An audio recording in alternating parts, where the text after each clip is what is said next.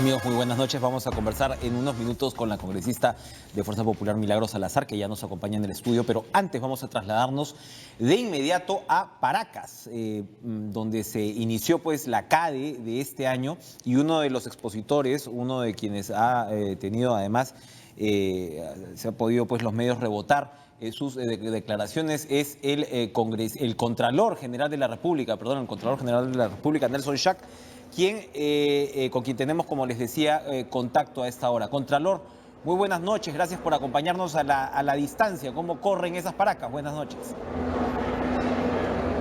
Efectivamente, gracias Enrique, gracias por la oportunidad.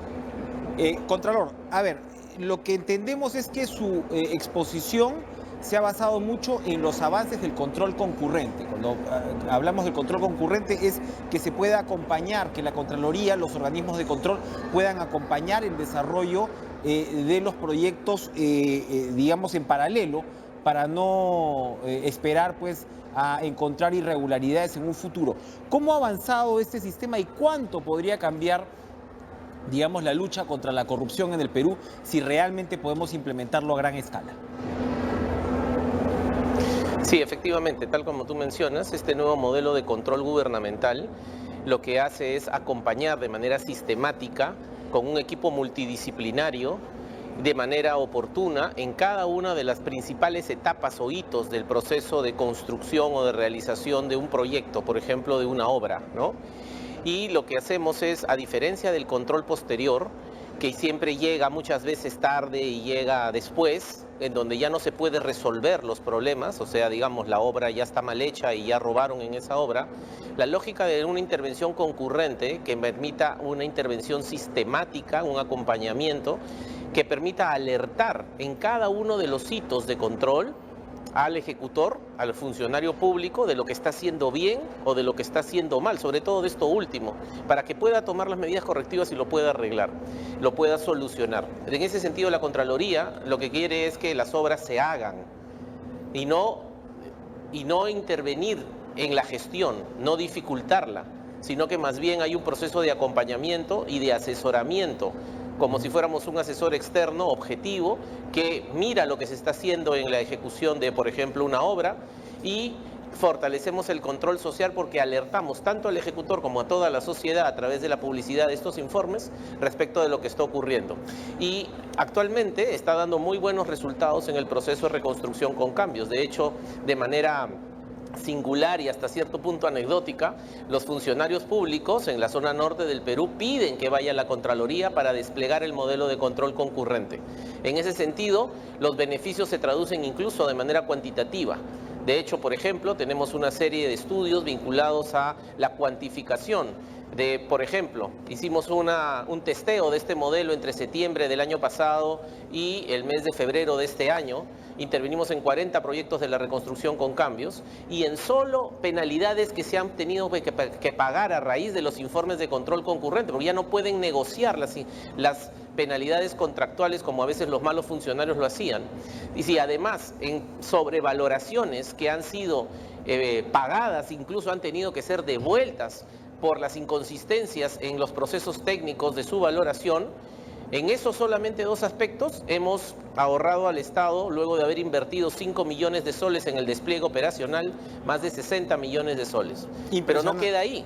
Ahora que hemos hecho el informe sobre la reconstrucción con cambios, lo que tenemos es que normalmente una obra, cada vez, de acuerdo a la ley general, cada vez que pasa el 15% en términos netos, tanto de deductivos como de adicionales de obra, tiene que tener un informe previo que autorice el continuar con la realización de ese adicional.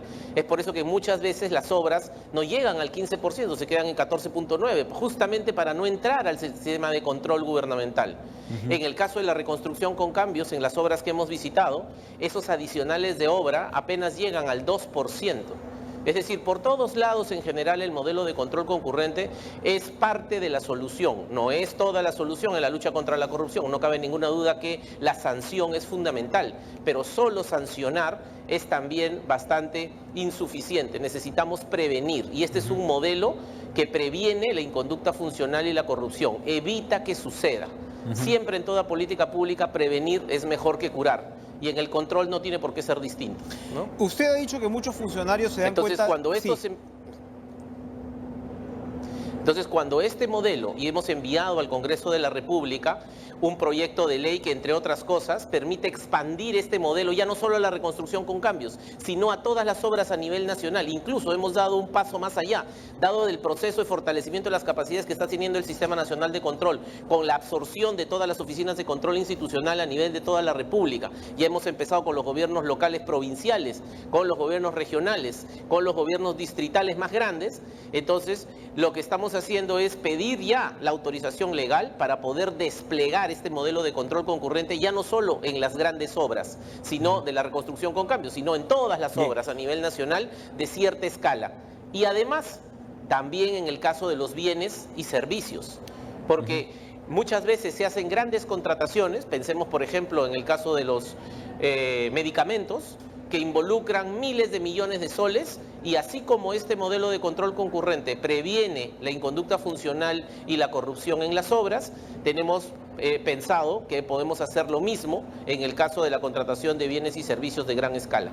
Un caso, Contralor, como el reciente del viceministro de Cultura, donde se ve que un funcionario que tenía pues un vínculo directo con una empresa, esta empresa a pesar de todo contrata con el Estado, y bueno, y se han visto al parecer una o dos consultorías más, así nomás por encimita, que tendrían un destino similar. Así es. Ese es un caso que todavía se repite mucho. Usted, como decía, ha dicho que muchos funcionarios se dan cuenta de lo fácil que es robar en el Estado. Este tipo de influencias de funcionarios públicos que se aprovechan vinculados con las propias empresas para ser beneficiadas estas de manera irregular, ¿todavía son casos que se dan frecuentemente? Yo estimo que sí, efectivamente, ¿no? ¿Por qué? Pero la solución, eso es una solución práctica y no es para nada compleja. Te lo voy a explicar de esta manera. De hecho, nosotros enviamos un proyecto de ley ya desde hace casi como 3 meses atrás. ¿Por qué? Porque esto se resuelve de una manera muy sencilla. El caso que tú mencionas del viceministro de Patrimonio Cultural, perfectamente se hubiera podido evitar, como los cientos de casos de los cuales ni siquiera seguramente sabemos que se presentan en toda la República. ¿Cómo? Ya la Contraloría tiene un sistema, a propósito de la Ley 3742, en donde todos los funcionarios del Sistema Nacional de Control presentan su declaración jurada de intereses. Pero no lo presentan en papel, no lo presentan a través de un sistema declarativo. Es un sistema que empieza a enlazarse y interopera con las otras bases de datos. Por ejemplo, cuando tengo que declarar cuáles son mis familiares en segundo grado de consanguinidad y en cuarto grado de consanguinidad y segundo de afinidad, no pongo los nombres, pongo sus DNIs y automáticamente se enlaza a RENIEC y me trae toda la información. Imagínate qué es lo que hubiera sucedido, igual cuando por ejemplo nosotros tenemos que poner en la Contraloría con qué empresas hemos trabajado anteriormente en nuestros trabajos anteriores, no ponemos el nombre de la empresa, ponemos el RUC y todo se enlaza a través de SUNAT. Con esta interoperabilidad, si pudiéramos tener acceso a las declaraciones de bienes, no solamente de bienes y rentas, que es lo que ya tiene la Contraloría, sino, imagínate, tener junto con ese aplicativo la información de las declaraciones juradas de intereses de todos los funcionarios públicos, la interoperación nos llevaría a poder resolver en cuestión de semanas, ¿no? Y no solamente nosotros, porque pienso hacerlo a nivel para que la ciudadanía también lo pueda hacer. Podemos resolver todos los problemas de conflicto de interés como el que tú has planteado. ¿Por qué? Porque apenas se cuelga una consultoría, una contratación en el SEACE, automáticamente a través de un mecanismo muy sencillo de inteligencia artificial, lo que haría este sistema es buscar los matchings que hay entre esta declaración jurada de los funcionarios con el SEACE y a la vez con SUNARP para ver quiénes son los dueños y va a ver cómo se han relacionado. Eso ya se hace en otros países y de hecho ahora los hemos empezado a hacer en la Contraloría, pero para nuestros propios funcionarios. Lo que hemos enviado al Congreso y luego de varias discusiones con otras organizaciones es un proyecto de ley que permitiría resolver este tema. Si todas las declaraciones juradas de intereses de todos los funcionarios públicos llegaran como la declaración jurada de bienes y rentas a la Contraloría, y ahora, como parte del proceso de reforma durante todo el próximo año, se van a hacer una serie de inversiones en tecnología, en Big Data, en Analytics, que van a permitir cruzar toda esa información de manera automática. Podríamos generar todos los mecanismos de alerta que sean necesarios para poder advertir de que efectivamente estas situaciones no se vuelvan a presentar. De manera similar, extrapolando el ejemplo que tú mencionas, los grandes problemas que existen todavía, sobre todo a nivel subnacional, de nepotismo, porque no podemos saber quién es familiar de quién, se resolverían casi de manera inmediata. Entonces, lo que necesitamos es luchar contra la corrupción sancionando, sin duda alguna, pero necesitamos crear nuevos mecanismos para poder prevenir que esto vuelva a ocurrir. Y en ese sentido, el enfoque de la reforma de la Contraloría está orientado, ¿no? Muy bien, Contralor, muchas gracias por estos datos interesantísimos, estos planes de reforma que nos ha expuesto. Yo quiero comprometerlo, por favor, que cuando regrese de CADE nos pueda visitar en los estudios para también tener una conversación complementaria y más fluida. Muchas gracias por acompañarnos esta noche. No, qué ocurrencia, con todo gusto, Enrique. Vamos a ir, gracias al Contralor General de la República, vamos a ir a una pausa breve y ahora sí volvemos con la congresista Milagros Salazar, que ya nos acompaña en nuestros estudios. No se muevan.